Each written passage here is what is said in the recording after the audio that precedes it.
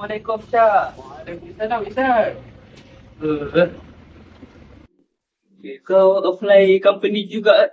Ya, aku apply company ni juga. Sebab company ni nampak macam senang masuk. Lagipun aku dah study gila-gila dah pasal dia punya company apa dia buat tu. Interview dia macam senang kan. Mungkin aku dapat kot. Tapi aku takut lah, takut tak dapat tu. Tak payah risau lah. Aku pun study sikit-sikit juga tapi tak ada hal lah. Ya. Tu nama aku macam dah kena panggil tu. Aku pergi dulu. Okay. Good luck. Alright.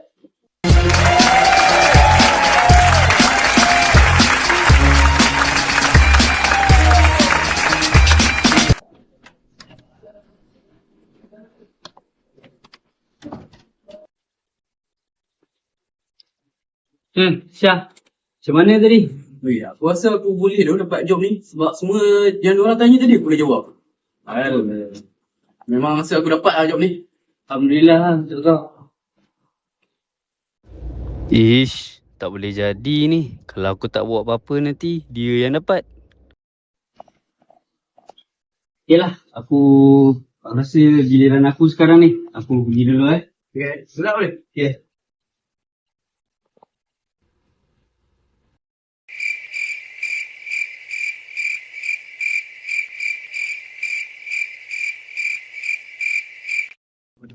Alhamdulillah, dah habis dah interview. Tu macam Ihsan. Tu macam Encik Syarul.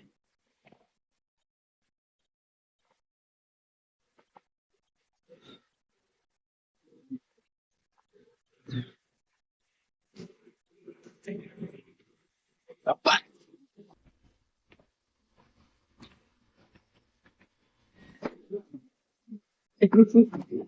Nama saya Syarul yang interview tadi tu. Tadi saya ada nampak yang interview dengan saya tu, Ihsan. Dia ada bercakap dengan Encik Syarul kat kereta Encik Syarul tadi. Lepas tu dia ada macam bagi duit lah. Tengok ni. Betul sebab dalam interview tadi pun saya tengok dia macam official sikit. Tak apa, nanti pakai software hal. Okey, baik. Terima kasih. Selamat pagi Puan. Kami daripada Pegawai Penyiasat daripada Suruhanjaya dengan Rasuah Malaysia. Apa yang boleh kami bantu Puan? Saya di sini untuk melaporkan sebuah kejadian rasuah yang berlaku di tempat kerja saya. Baik, terima kasih Puan kerana kami membuat laporan. Sebelum kita teruskan perbincangan ini, saya ingin memberitahu bahawa maklumat dan apa-apa yang Puan kongsikan semuanya dirahsiakan mengikut undang-undang. Jadi boleh Puan cerita secara ringkas tentang kejadian yang berlaku?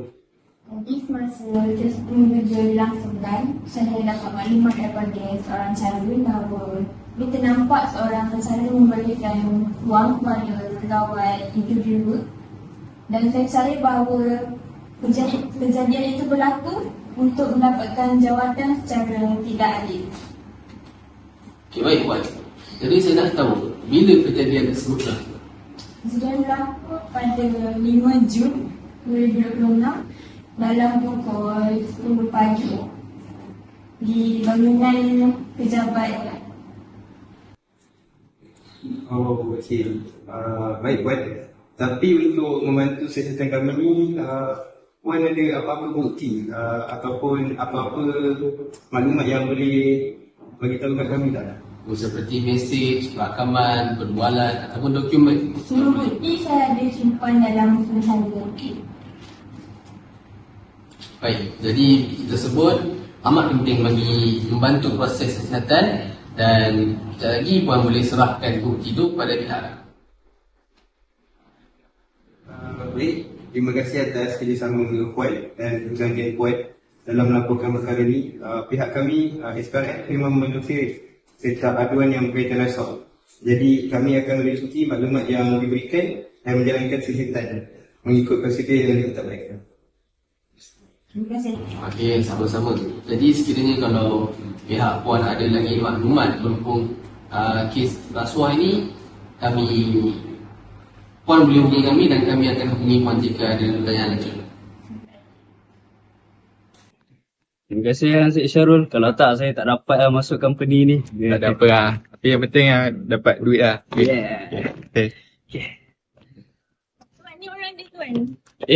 Kenapa ni? Cik Ihsan, anda ditahan kerana Syaki beri rasuah. Ikut kami. Mana ada? Aduh, kata pula. Cik Syarul kan dah masuk penjara. Aduh, menyesal dah.